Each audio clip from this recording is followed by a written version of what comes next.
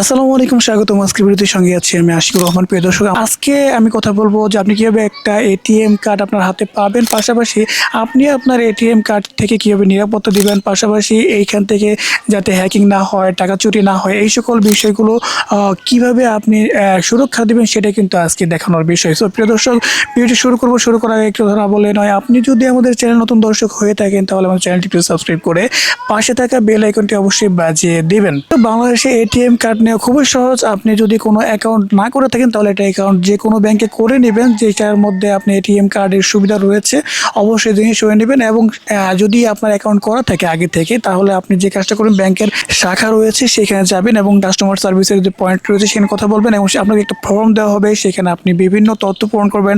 আপনার NID card লাগতে পারে, পাশাপাশি আপনার অ্যাকাউন্টের ডিটেলস লাগতে পারে এবং আপনার যে ফোন নাম্বার দিয়ে আপনি এই অ্যাকাউন্টে সচল রেখেছেন সেটা লাগতে পারে এবং আপনার এনআইডি কার্ডের কপি লাগবে এবং আপনাকে বিভিন্ন যে সাইন দিয়ে আপনি অ্যাকাউন্টটা সচল রেখেছেন বা টাকা তোলেন, উইথড্র করেন, সেগুলো কিন্তু আপনাকে অবশ্যই সেখানে দিতে হবে। এবং এই ফর্মটা পূরণ করার পরে আপনার 7 থেকে আপনার 10 দিনের মধ্যে, কিন্তু অনেক সময় 15 দিন বা 14 দিন লাগে।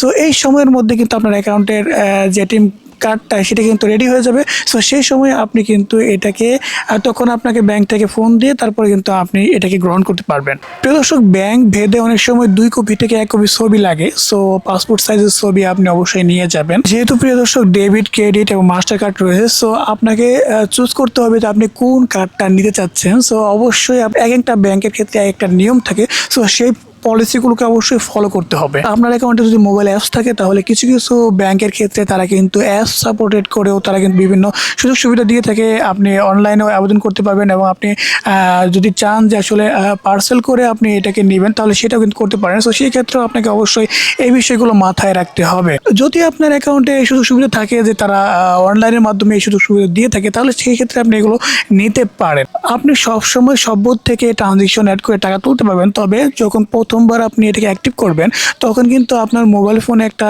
পিন চলে আসবে। আপনাকে অবশ্যই সেই কার্ডটা হাতে পাওয়ার পরে কার্ডের পেছনে একটা নাম্বার থাকে। সো আপনি অবশ্যই কল দিতে হবে। কল দেওয়ার পরে তাদের সাথে তারা যখন ভেরিফাই করবে, ভেরিফাই বলতে আপনার মায়ের নাম্বার জিজ্ঞেস করতে পারে, এনআইডি কার্ডের নাম্বার বা নাম জিজ্ঞেস করতে পারে, আপনার অ্যাকাউন্টটাতে আপনার বা আপনার হাতে কার্ডটা পড়েছে তারা নিশ্চিত হবে। নিশ্চিত হওয়ার পরে তারপরে কিন্তু আপনাকে এই একটা পিন নাম্বার আপনার ফোনের মধ্যে পাঠিয়ে দিবে। সো সেটাকে কারোর সাথে শেয়ার করা যাবে না এবং কার্ডটা নিতে হবে। কার্ডটা নেওয়ার পরে আপনাকে ওই অ্যাকাউন্টের যে বুথ রয়েছে, যদি আল আরাফা হয়ে থাকে সেই আল আরাফার বুথে যাবেন। ইসলাম ব্যাংক হলে ইসলাম ব্যাংকে যেতে পারেন।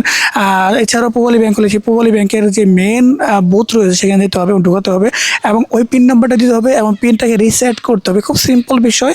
রিসেট করে আপনি নতুন একটা পিন দিয়ে এটা কিন্তু সচল করে ফেলতে পারবেন। এখন কথা হচ্ছে আপনার কার্ড ইস্যু করতে কত টাকা লাগতে পারে। 500 থেকে 1000 টাকা, ম্যাক্সিমাম ব্যাংকে 500 টাকা আপনাকে বলবে। তারপরে অনেক ব্যাংক আছে এগুলোর মধ্যে 1000 টাকাও রাখা লাগতে পারে। সো এই টাকাটা জমা করে দিয়ে তারপরে কিন্তু আপনি কার্ডটা সংগ্রহ করতে পারবেন। সুরক্ষা বলতে কি বুঝি? সুরক্ষা বলতে 1 নম্বর হচ্ছে পিন।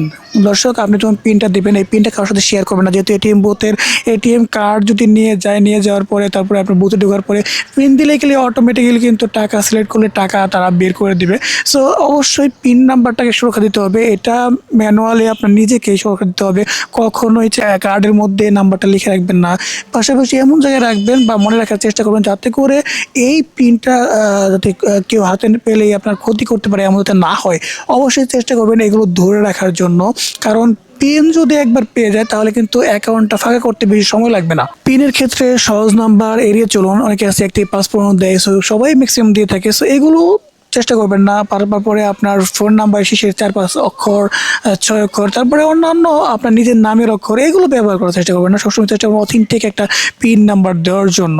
এটিএম বুথে যারা জালিয়াত চক্র রয়েছে তারা কিন্তু আপনার কার্ডটাকে আটকে দেওয়ার জন্য এটিএম বুথের আশেপাশে যেখানে আপনি কার্ডটা পাঞ্চ করবেন সেইখানে আপনার ছোট্ট ক্যামেরা লাগিয়ে দিতে পারে। সো এইগুলোকে আপনাকে অবশ্যই খেয়াল রাখতে হবে। চেষ্টা করতে হবে যে এখানে এগুলো দেওয়া আছে কিনা সেগুলো অবশ্যই দেখে তারপর কার্ডটা পাঞ্চ করতে হবে। এটিএম বুথ থেকে টাকা তোলার ক্ষেত্রে আমরা অনেক সময় অনেক কিছু বুঝি না। সো অপরিচিত মানুষের কাছে কিন্তু আমরা শেয়ার করি যে এটা কীভাবে কী করা যায়। সো এগুলো করার চেষ্টা করবেন না, চেষ্টা করবেন এখানে প্রত্যেকটা বুথের মধ্যে একজন করে গার্ড থাকে, সো তার সাথে কথা বলবেন। সে যে সহায়তা করবে সেটা কিন্তু অথেন্টিক আশা করা যায়। সেও প্রতারণা করতে পারে, তবে চেষ্টা করবেন অপরিচিত মানুষ যারা আপনার ক্ষতি করতে পারে মনে হয় এই সকল মানুষগুলোকে এড়িয়ে চলতে হবে। এবং কোনোভাবেই কোথাও পিন নাম্বার লিখে রাখা যাবে না, এটা যেটা আমি আগে বলেছি। এবং অনলাইনে অনেকেই আছে তারা আপনাকে ফোন দিবে, ফোন দিয়ে বলবে যে আপনার পিন নাম্বারটা চাইবে, বিভিন্ন প্ররোচনা দেখাবে। সো এগুলো দেওয়া থেকে সবসময় বিরত থাকবেন। প্রিয় দর্শক, ওটিপি নামে একটা কথা আছে, যে কোনো সময় আপনার এই ওটিপিটা ব্যবহার করেন, সো এই ওটিপিটা কখনো শেয়ার করা যাবে না। প্রিয় দর্শক, অনেক সময় আমরা ওয়াইফাই ব্যবহার করি, পাবলিক ওয়াইফাইগুলো কিন্তু খুবই মারাত্মক হয়ে থাকে। সো এই সকল ওয়াইফাইগুলো ব্যবহার করা থেকে বিরত থাকতে হবে। যখন আপনি পাবলিক ওয়াইফাইগুলো ফ্রিতে পাবেন তখন সেখানে কিন্তু আপনার ম্যালওয়্যার ঢুকে যেতে পারে। সো অবশ্যই চেষ্টা করবেন যে পাবলিক ওয়াইফাই পেলেই যদি ব্যবহার করতে হয় 2-3 সেকেন্ড ব্যবহার করে 10 সেকেন্ড ব্যবহার করে দ্রুত এখান থেকে বেরিয়ে যাওয়ার চেষ্টা করবেন।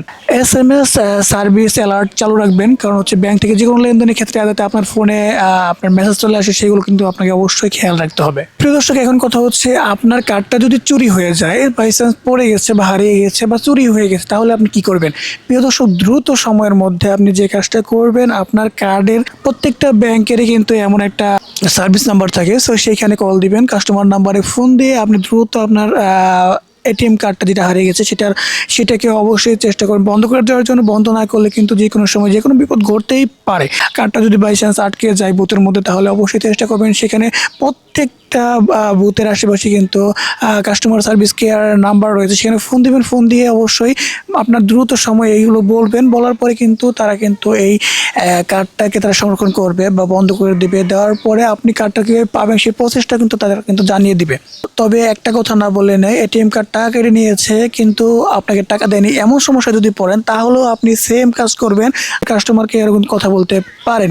তবে চেষ্টা করবেন, এটা কিন্তু খুব ইজিলি তারা কিন্তু পরবর্তীতে যদি যাচাই বাছাই করে দেখে যে টাকাটা সত্যিকার অর্থে আটকে গেছে, তাহলে আপনাকে টাকা ব্যাক দিবে, কোনো সন্দেহ নেই।